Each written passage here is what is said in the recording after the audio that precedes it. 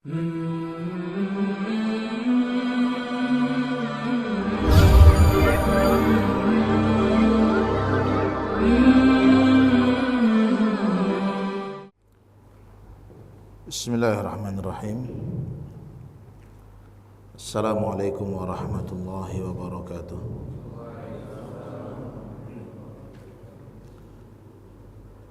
Alhamdulillahi rabbil alamin. Wa nusalli wa nusallimu ala nabiyyina Muhammadin wa ala alihi wa sahbihi wa man tabi'ahum bi ihsanin ila yaumiddin. Fallahumma la ilma lana illa ma 'allamtana innaka antal alimul hakim. Allahumma inna nas'aluka ilman nafi'an wa rizqan tayyiban wa amalan mutaqabbala. Allahumma inna na'udzubika min ilmin la yanfa' wa min qalbin la yakhsha' wa min nafsin la tashba' wa min da'watin la yustajabu laha.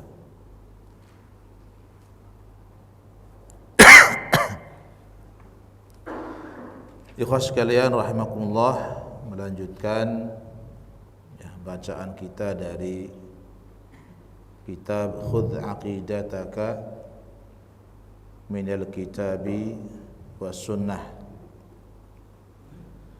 Ambillah akidahmu dari Alkitab dan Sunnah. Kita masih berbicara tentang tauhid yang ketiga dari tiga jenis tauhid. Ada tauhid ar-rububiyah. Ada apa lagi? Tauhid al-uluhiyah, dan yang terakhir tauhid asma dan sifat.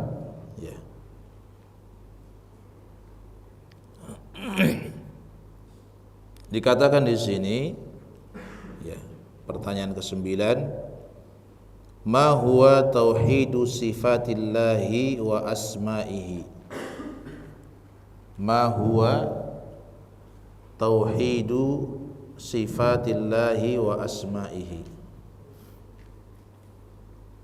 Apa yang dimaksud dengan mentauhidkan Allah dalam sifat dan nama-namanya? Kemudian dijawab, huwa itsbatu ma wasafa Allahu bihi nafsahu fi kitabihi aw wasafahu rasuluhu fi ahadithihi sahihati ala al-haqiqati bila ta'wilin wala tafwidin wala tamthilin wala ta'tilin. Kalistiwa'i wan nuzuli wal yadi wa ghairiha mimma yaliku bikamalihi. Qala ta'ala laisa kamitslihi syai'un wa huwas sami'ul basir. Surat Asy-Syura. Jadi kalau kita ditanya apa yang dimaksud dengan tauhid al-asma dan sifat, atau bagaimana cara kita mentauhidkan Allah dalam asma dan sifatnya, maka apa jawabannya? Tauhid asma dan sifat adalah itsbatu, huwa itsbatu, yaitu menetapkan. Ini nggak ada busanya ya? Ada busanya nggak? Sponnya. Di suaranya apa? Meletup-letup kalau ada sponnya. Itsbatu ma wasafa Allahu bihi nafsah. Tauhid asma dan sifat adalah kita menetapkan apa saja yang Allah sifati dirinya. Menetapkan apa saja yang Allah mensifati dirinya dengan sifat itu fi kitabihi, ya, Allah menyebutkan sifat itu di dalam Al-Qur'an, di dalam kitabnya. Au wasafahu rasuluhu, atau yang disifati oleh rasulnya. Di mana kita dapatkan fi ahadithihi sahihati, ya. Rasul menetapkan sifat Allah di dalam hadis-hadisnya yang sahih. Alal haqiqati, ditetapkan sesuai dengan hakikatnya, kenyataannya, real.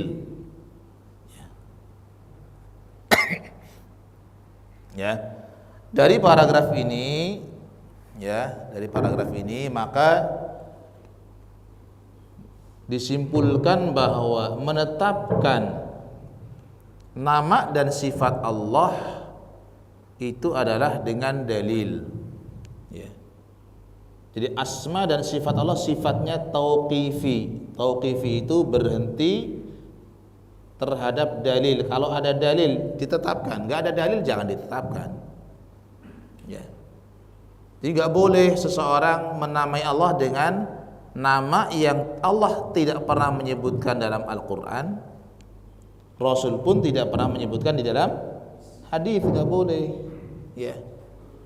Tidak boleh menamai Allah, ya, atau mensifati Allah dengan sifat yang Allah sendiri nggak menyebutkan dalam Al-Quran. Nabi pun tidak menyebutkan dalam hadis, ya. Tidak boleh orang berijtihad, ya. Kayaknya Allah bersifat demikian, nggak boleh kayaknya, ya. Memberikan nama Allah, namanya begini, tapi nggak ada dalil yang nggak boleh, harus dengan dalil. Itu yang disebut dengan tauqifi. Tauqifi itu adalah berhenti ketika ada dalil. Ya. Jadi nama Allah dan sifatnya harus apa? Ditetapkan dengan dalil. Allah sendiri yang mensifati dirinya dengan sifat itu, atau Rasulnya yang mensifati Allah dengan sifat tersebut. Ya. Tidak boleh kita berijtihad. Ya. Makanya di antara doa yang kita baca, antum hafal nggak doanya? Allahumma inni abduka. Hafal nggak?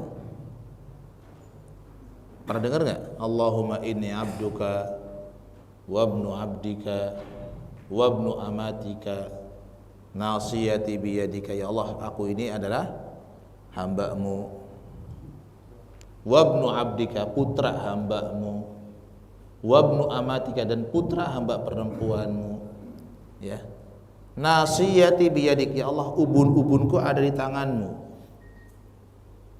Madin fiyya hukmuk, ya, hukum-Mu berlaku kepada diriku. Adlun fiyya qada'uk, ketetapan-Mu adil untukku. Kemudian as'aluka, ada yang apa enggak? Dapat hadiah. As'aluka bikulli ismin huwa lak. Ya Allah, aku minta kepada Engkau dengan segenap nama yang itu adalah namamu. Samaita bihi nafsak, yang nama itu Engkau namakan dirimu dengan nama tersebut. Au anzaltahu fi kitabik, atau nama itu Engkau turunkan dalam Al-Qur'an. Aw 'allamtahu ahadan min khalqik, atau nama yang Engkau sampaikan, Engkau ajarkan kepada nabimu. Kita dapatkannya di mana? Hadis, ya. Nama-nama Allah yang Allah ajarkan kepada nabinya, berarti kita akan mendapatkan di mana? Di dalam hadis. Yang Allah turunkan dalam kitabnya kita dapatkan di dalam Al-Qur'an. Ya, itu bisa dipelajari. Samaita bihi nafsak, nama yang Kau namakan dirimu dengannya. Au anzaltahu fi kitabik, nama yang Kau turunkan dalam kitabmu. Au 'allamtahu ahadan min khalqik, atau nama yang Engkau ajarkan kepada salah seorang nabimu, ya Nabi kita Muhammad, ya kita belajarnya dari Nabi Muhammad, lalu hadis-hadisnya. awis ta'tharta bihi fi ilmil ghaibi indak, atau nama-nama yang masih engkau sembunyikan, hanya engkau yang tahu dalam ilmu gaibmu ya Allah. Ya. Jadi Allah Subhanahu wa taala memiliki nama-nama yang sangat banyak. Yang nama Allah adalah laisat mahsuratan bi'adadin muayyan. Nama Allah tidak terbatas dengan bilangan tertentu. Bukannya 99. Nama Allah berapa jumlahnya? Hah? 99. Jumlah nama Allah berapa? Ya. Nama Allah tidak terbatas. Ya. Tidak dibatasi dengan bilangan tertentu. Ya. Kenapa? Karena tadi di dalam doa itu ada kalimat awis ta'tharta bihi fi ilmil ghaib. Ada nama-nama yang Allah belum ajarkan kepada nabinya dan tidak diturunkan dalam kitabnya, masih Allah sembunyikan sebagai ilmu Allah sendiri, di dalam ilmu Allah sendiri. Yang 99 yang sering kita dengar, ya, innalillahi tis'atan wa tis'ina isman, Allah memiliki 99 nama, itu tidak sedang membatasi, tapi itu berita, ya. Allah memiliki 99 nama itu berita, memberitakan hadis itu, ya, bahwa Allah memiliki 99 nama yang barang siapa yang menghafal 99 nama tadi, man ahsaha, ya, siapa yang ahsaha itu adalah mampu menghafalnya, mampu memahami maknanya, bisa mengamalkan konsekuensi dari nama itu ahsaha. Ada 99 nama, siapa yang bisa menghafal 99 ini, memahami maknanya, mengamalkan apa yang menjadi konsekuensinya, dakhalal jannah, dijamin masuk surga. Jadi bukan sekedar hafal. Ya, kalau sekedar hafal anak-anak kecil juga hafal. Ya. Kan ada nasyidnya, ada lagunya enggak? Ada kan? Ya. Nah, itu bukan membatasi 90, tapi menghabarkan yang 99 ini kalau dihafal, kalau difahami maknanya, diamalkan yang berat, apa yang menjadi tuntutannya, maka dijamin surga. Ya. Itu seperti antum ngomong, saya punya 10.000 untuk beli bakso. Duit antum berapa? Hah? Kan gak semua 10.000, kan begitu. Ternyata duit di dompetnya 1 juta, ya. Tapi dia sudah nyiapkan yang 10.000 ini untuk beli bakso. Ya. Saya punya 10.000, saya siapkan untuk beli apa misalnya. Itu kabar. Bukan berarti duitnya cuma 10.000. Sama Allah mengatakan, ya, Allah memiliki 99 nama. Yang 99 ini kalau kita hafal, kita memahami maknanya, mengamalkan apa yang jadi konsekuensinya, maka kita masuk surga. Ya. Jadi orang yang beriman kepada asma dan sifat Allah lah mereka yang menetapkan apa saja yang dia temukan di dalam Al-Qur'an ada penyebutan nama Allah, kita tetapkan itu nama Allah dan itu nama yang indah. Rasul menyebutkan Allah punya nama ini, tetapkan Allah punya nama ini. Ya.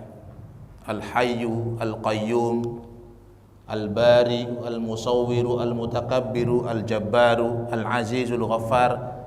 Tetapkan itu. Dan diyakini itu nama yang husna, nama yang indah. Husna itu bukan sekadar indah, ya. Disebut dengan Al-Asmaul Husna, walillahil asmaul husna. Allah punya nama-nama yang maha indah. Ya, disebut dengan indah itu adalah Al-Husna, itu adalah balagha fil husni ghayatah, sampai pada tingkat paling puncak keindahannya. Ya. Kemarin sudah pernah disinggung. Ya, kenapa disebut dengan Al-Husna? Ya. Karena setiap nama Allah pasti mengandung apa? Apa kemarin? Kenapa disebut indah? Kenapa nama Allah disebut dengan Al-Husna, Al-Asmaul Husna? Kenapa? Nah, lupa. Ya, kayaknya perlu ada ujian. Ya, harus ada PAS ini, Pak Ustaz, Pak Edi. Ya, saat tadi kan mau PAS nih. Ini kita juga taklim ada PAS-nya. Nah, penilaian akhir semester. Yang lulus gajinya naik. Kayak setuju ya? Diusulkan begitu, yang lulus gajinya naik. Ya. Yang remedial. Ya. Karena setiap nama Allah itu mengandung sifat, bukan sekedar nama. Ya. Bukan nama yang kosong tanpa sifat. Nama Allah itu pasti ada sifat. Ya. As-Samad, As-Samad. As-Samad itu nama Allah. Ya, maka kalau ada orang pingin pakai nama Samad harus ada kalimat Abdus Samad. Ya, Ustadz Abdus Samad. Ya, kita juga punya UAS. Ya. Mereka punya UAS, kita juga punya UAS. Ustadz Abdus Samad. Ya, UAS. Sama aja kan? Ya. As-Samad itu nama Allah. Ya. Yang artinya di sana ada sifat. Apa sifatnya? Ya, kalau baca tafsir Ibnu Katsir banyak itu disebutkan. Ya. Yaitu zat yang yasmudu ilaihil khalaiq fi jami'i hawaiji. Zat yang semua makhluk itu adalah bergantung kepadanya dalam segala urusan dan kebutuhannya. Itu Allah itu As-Samad. Kenapa? Karena semua makhluk itu akan bergantung hanya kepada Allah dalam semua urusannya. Kenapa bergantungnya kepada Allah? Dilanjutkan oleh Ibnu Katsir. Ya. Li'annahu syarif alladzi qad tamma au kamula syarafu. Karena Allah zat yang maha mulia, yang maha sempurna kemuliaannya. Karena Allah itu adalah As-Sayyid. Sayyid itu pemimpin, ya, tuan. Alladzi kamula su'daduh, yang telah sempurna kepemimpinannya. Allah itu Al-Karim, alladzi qad kamula karamuh. Allah zat yang maha dermawan, yang maha sempurna kedermawanannya. Yang kalau memberi Allah itu enggak ngitung. Allah kalau sudah memberi kepada hambanya, Allah itu enggak hitung-hitungan. Kan sering kita mendengar bi ghairi hisab. Sering enggak? Allah memberi itu adalah bi ghairi hisab, tanpa hitungan. Ya. Jadi Allah punya al-asmaul husna karena Allah nama-namanya selalu pasti di dalamnya ada sifat. Ya. Ya, berbeda dengan manusia. Ya, kadang nama sekedar nama. Ya. Sekedar nama doang. Ya. Namanya kuat. Ya. Tapi paling lemah. Ya. Namanya kuat, tapi yang dia paling lemah di antara teman-temannya. Enggak ada sifat kekuatan tuh, enggak ada. Ya. Namanya Karim, Pak Karim. Ya. Jadi belum tentu dia menjadi orang yang dermawan, belum tentu sifat karam, sifat dermawan itu ada. Tapi Allah semua nama pasti mengandung sifat. Allah Al-Hayyu yang maha hidup, ya karena memang Allah maha hidup. Hidupnya tidak ada permulaan, tidak berakhir. Allah Al-Alim karena maha mengetahui. Yang pengetahuan Allah itu bukan sekedar yang alaniyah, bukan sekedar yang nyata. Yang sir, yang tidak kelihatan pun Allah tahu. Ya. As-Sami' yang maha mendengar, yang mendengar segala sesuatu. Ya. Yang di lautan, yang di langit, yang di dasar bumi, Allah tahu, dengar, mendengar. Ya. Kata Aisyah radhiyallahu anha, Ya, ketika turun ayat qad sami Allah qaulal lati tujadiluka fi zawjiha wa tashtaki ila Allah. Ya, assalamualaikum. Allah telah mendengar ucapan seorang wanita yang mendebat engkau wahai Muhammad, allati tujadiluka fi zawjiha. Ya, yang mengadukan tentang suaminya. Wa tashtaki ila Allah, dan dia mengadu kepada Allah. Wallahu yasma'u tahawurakuma. Allah mendengar ya obrolan kalian berdua. Engkau dengan wanita itu obrolannya sampai kepada Allah. Allah mendengarnya. Kata Aisyah, wanita itu ngobrol dengan Nabi, di rumahnya Aisyah. Berapa rumah Nabi lebarnya? Nah, rumah antum lebih gede. Ya. Rumah antum tuh lebih gede daripada rumah Nabi. Ya mungkin 4 kali 4 atau berapa lah. Itu rumah Nabi. Ya, kamarnya Aisyah disekat. Ya. Aisyah di bagian dalam, kemudian wanita itu dengan Rasul berbincang-bincang di bagian. Kata Aisyah, saya enggak dengar. Satu rumah. Tapi saya enggak dengar apa yang diperbincangkan wanita itu, apa yang dilaporkan wanita itu kepada saya enggak dengar. Tapi Allah yang di langit mendengar, sehingga turun ayat itu. Ya. Berarti Allah apa? As-Sami'. Ya. Yang pendengaran Allah enggak pernah berkurang, ya begitu saja. Terus saja sempurna pendengaran Allah itu. Kalau kita kan sudah mulai berkurang ya. Ya kan? Pendengaran kita sudah mulai berkurang. Ya. Nggak tahu di usia kapan kita pendengarannya tajam. Ya. Dari yang pendengaran itu lemah, terus kemudian menjadi tajam, nanti kemudian akan melemah kembali, akhirnya menjadi orang yang ya sudah tuli. Ya. Tuli karena sudah usianya. Kan banyak. Ya. Jadi Allah itu adalah punya al-asmaul husna. Kita tetapkan, ya, menetapkan nama-nama yang Allah tetapkan untuk dirinya, dan menetapkan nama-nama yang sudah ditetapkan oleh Rasul untuk Allah Subhanahu wa taala dengan hadis-hadis yang sahih.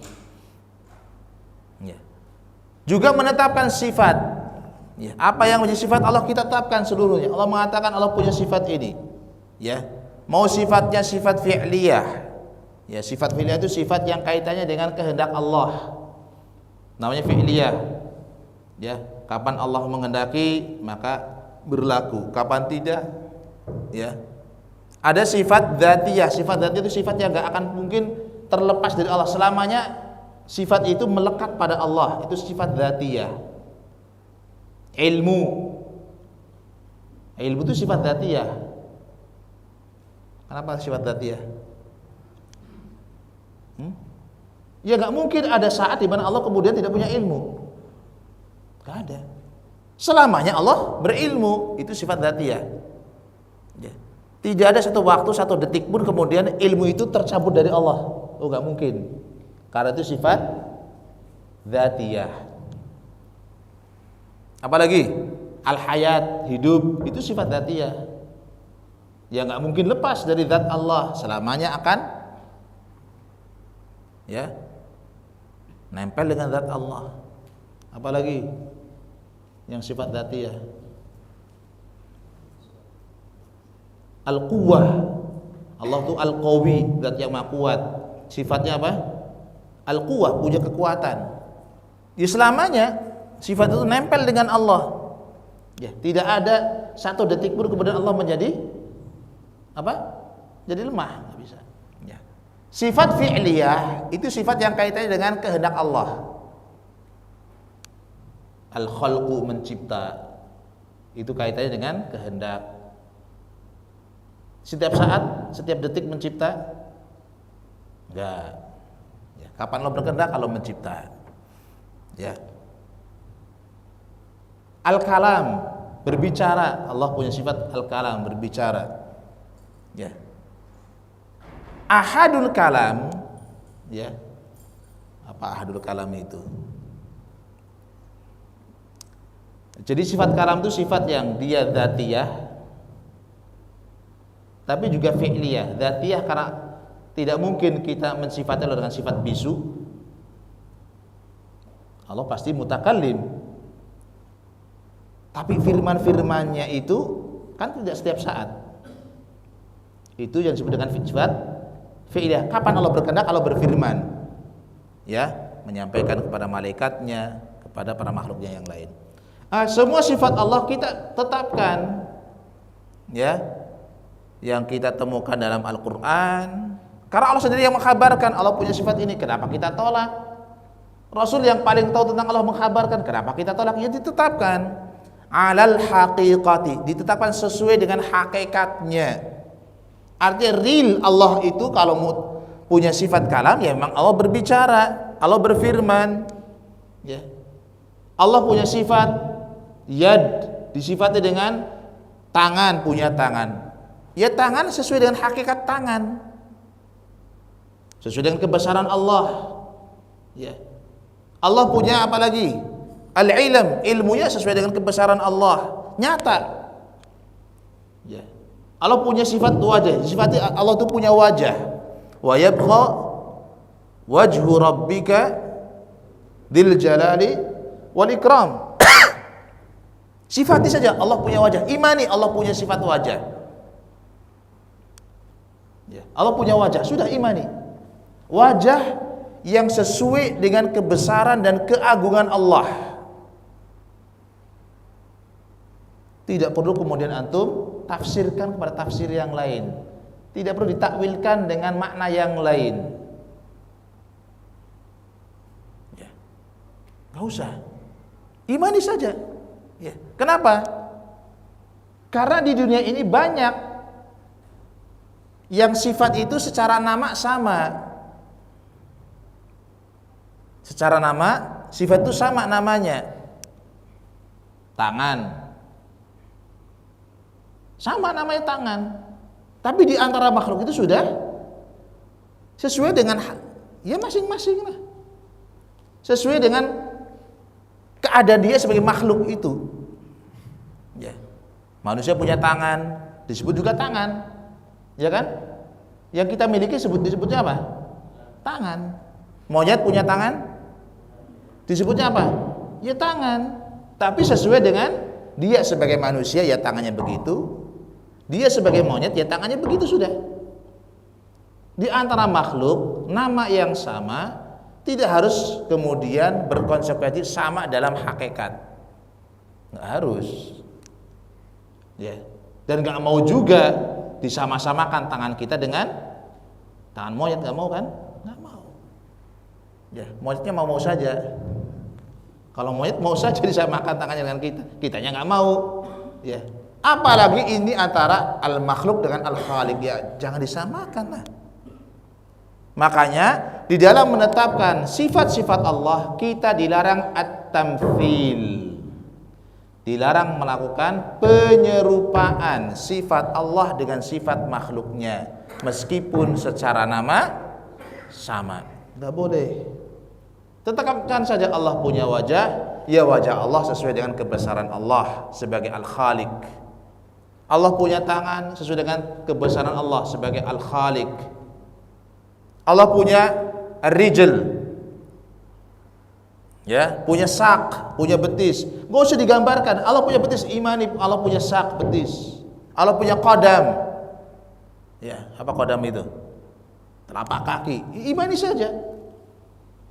Ya, tanpa kemudian menyerupakannya dengan makhluk-makhluk Allah.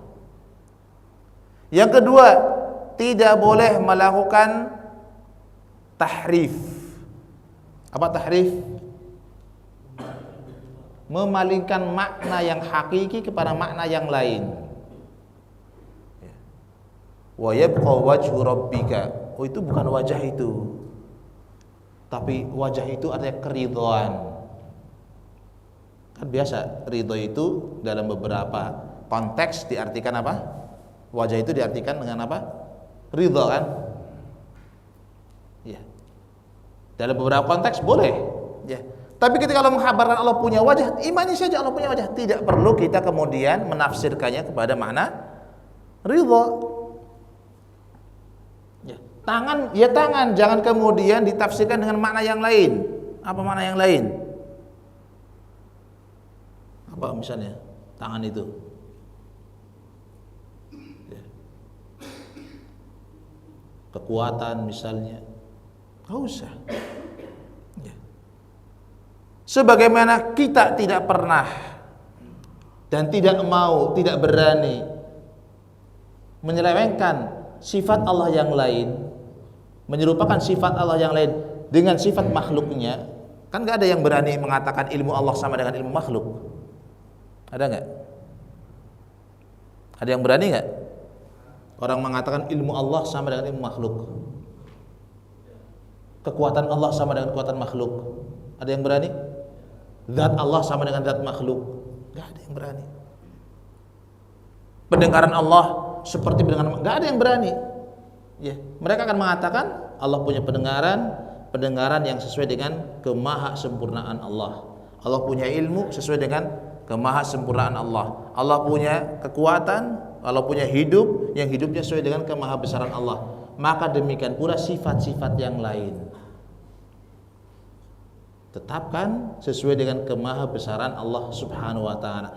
Karena berbicara tentang satu sifat, al-qaulu fi ba'di sifat kal qaulu fil ba'dil akhar. Kal qauli fil ba'dil akhar. Berbicara tentang satu bagian sifat itu sama dengan berbicara pada bagian sifat yang lain. Kenapa ketika berbicara tentang ilmu Anda menetapkan ilmu sesuai dengan kebesaran Allah, tapi ketika berbicara tentang tangan, tentang wajah, tentang mata, kalian tidak berbicara itu? Kok malah diselewengkan? Ngapain diselewengkan? Sama saja. Ya. Sebagaimana kita tidak berani mentamtsil, menyerupakan zat Allah dengan zat makhluknya, maka jangan pernah kita juga berani menyamakan sifat Allah dengan sifat makhluknya. Karena berbicara tentang sifat sama dengan kita berbicara tentang zat Allah. Bisa dipahami? Ya. Jadi tidak boleh apa? Tidak boleh menyerupakan sifat Allah dengan makhluknya. Tidak boleh tahrif, menyelewengkan, ya, makna dari sifat Allah yang sesungguhnya kepada makna yang majazi yang lain, enggak boleh. Ya. Kemudian yang ketiga, tidak boleh apa? Bila ta'wil wala tafwid, ya. Tidak boleh mentakwil. Takwil itu tahrif tadi, menyelewengkan maknanya. Tidak boleh tafwid. Tafwid itu sudah dah, maknanya terserah Allah. Enggak boleh. Ya. Anda tidak boleh menyerahkan maknanya kepada Allah, sudah Allah yang Maha tahu makna. Enggak boleh. Allah turunkan Al-Qur'an dengan bahasa Arab, orang Arab ngerti maknanya. Kenapa diserahkan kepada Allah? Kalau kita mau menyerahkan itu bukan maknanya, serahkan hakikatnya kepada Allah. Ya. Itu yang kita serahkan. Ya. Hakikatnya kayak apa? Itu urusan Allah, tapi maknanya saya tahu. Ya, secara bahasa Arab orang Arab tahu sudah maknanya.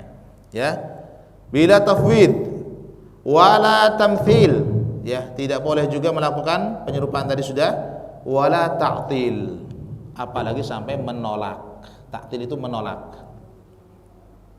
Kenapa orang bisa menolak sifat Allah? Karena terjatuh kepada tamthil. Saya takut kalau menetapkan sifat tangan berarti tangan Allah begini, aduh nggak boleh, mending saya tolak saja. Ya. Jadi kesalahan dia kenapa? Gambarin dulu sifat Allah, menyerupakan sifat Allah dengan makhluk, karena takut terjatuh kepada sikap menyerupakan sifat dengan Allah dengan makhluk, ya sudah ditolak saja sifat itu. Ya. Padahal sederhana, cukup antum beriman saja.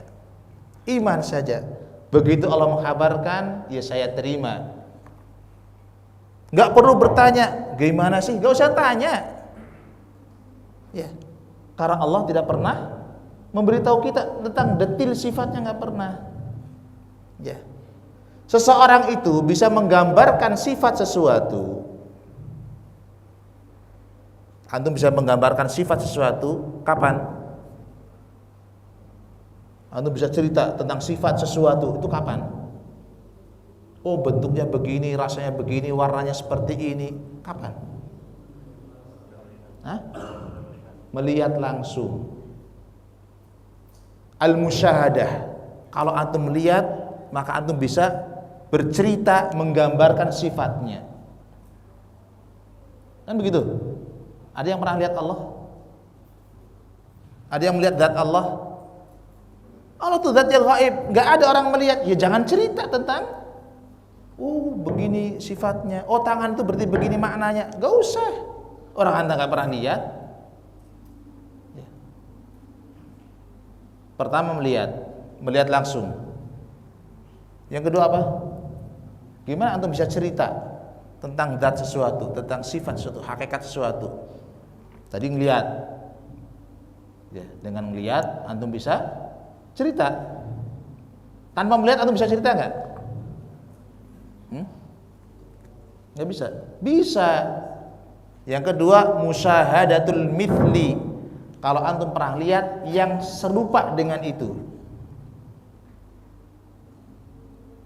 Tahu beda dengan yang pertama? Yang pertama antum melihat langsung zatnya. Maka antum cerita, oh yang namanya Sprite, Coca-Cola itu begini. Warnanya begini. Kalau diminum banyak semut di lidah kita misalnya, selesai minum kita akan sendawa, itulah Coca-Cola. Kok bisa cerita? Ya saya minum sendiri, saya ngeliat. Ada orang nggak ngeliat, tapi bisa cerita dan ceritanya benar. Kenapa? Melihat yang serupa dengan Coca-Cola apa? 7up misalnya, bukan Coca-Cola, tapi dia dengar. Ya, ada yang serupa dengan Coca-Cola. Ya, yang dia minum itu 7up, bukan Coca-Cola. Suruh cerita tentang Coca-Cola, bisa? Bisa nggak? Bisa. Kenapa? Ada yang serupa. Pertanyaannya, ada yang serupa dengan Allah? Ada yang serupa sifatnya dengan Allah? Nggak ada. Laisa kamitslihi syai'un. Tidak ada yang serupa dengan Allah. Walam yakul lahu kufuwan. Ya jangan bercerita tentang Allah, sifatnya begini. Bentuk nggak usah. Ente nggak pernah lihat yang serupa dengan Allah dan tidak ada yang serupa dengan Allah. Kapan lagi antum bisa cerita tentang hakikat sesuatu? Tadi antum melihat langsung, ternyata nggak bisa melihat langsung kan? Atau melihat yang serupa, ternyata nggak ada yang serupa dengan Allah. Kapan lagi antum bisa cerita tentang hakikat sesuatu? Nah, khabarus shadiq. Kalau antum punya berita dari orang yang jujur, terpercaya.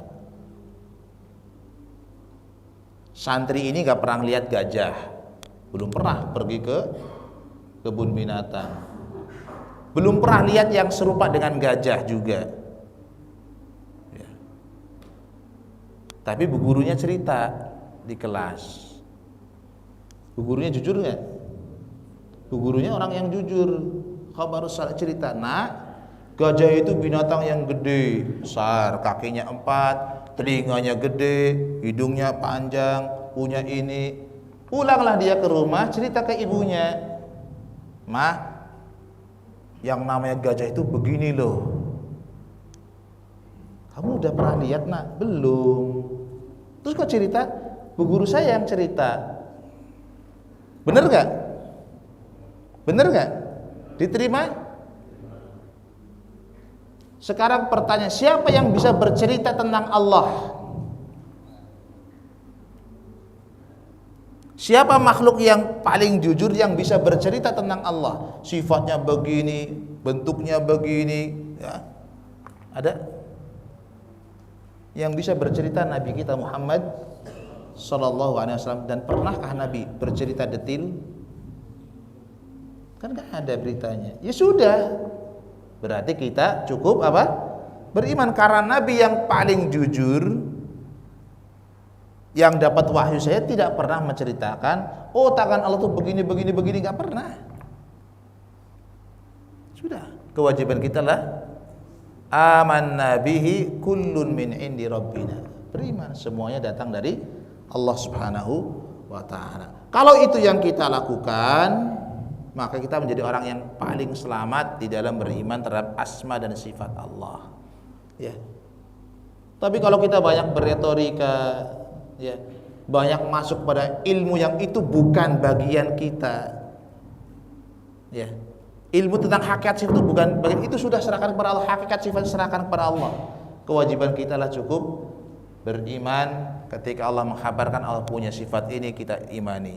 Allah punya nama ini, kita imani. Rasul mengatakan Allah punya sifat ini, kita imani. Rasul mengatakan Allah punya nama ini, kita imani.